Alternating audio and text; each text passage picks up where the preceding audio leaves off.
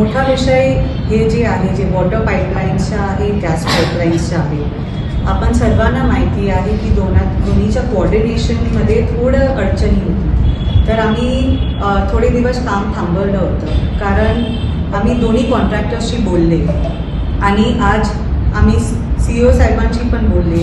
आम्ही एक सुंदर प्लॅन क्रिएट केला आहे की आपले लोकांना, नागरिकांना ते कोणतरी अडचणी नाही होत पाहिजे. कारण वॉटर पाईपलाईन्समध्ये थोडी गोष्टी असं झाली होती की वॉटर पाईपलाईन्स आपले तुटले होते, पण लवकरात लवकर आम्ही कॉन्ट्रॅक्टरशी बोलले. आम्ही सोल्युशन काढून घेतलं आहे आणि लवकरात लवकर आपण काम सुरू करूया. आमची हे इच्छा आहे की सावंतवाडीची जे पाणीची इश्यूज आहेत, आता 1 वर्षमध्ये ते सॉल्व्ह केले पाहिजे. मी सर्वांना नम्र विनंती करते की हे टाईम जेव्हा गॅस आणि वॉटर पाईपलाईनचं काम सुरू आहे, थोडी अडचणी थोडे महिने होणार, पण त्याच्यानंतर सावंतवाडीमध्ये पाणी आणि गॅस लाईनचे प्रॉब्लेम्स आम्ही सॉल्व्ह करून दाखवूया. कारण गॅस पाईपलाईन्स पण लावले तर सिलेंडरचे खर्च नसणार आणि घरोघरी ते बेसिक आपले लाईफस्टाईल प्रॉब्लेम्स जे असते ते सॉल्व्ह होणार.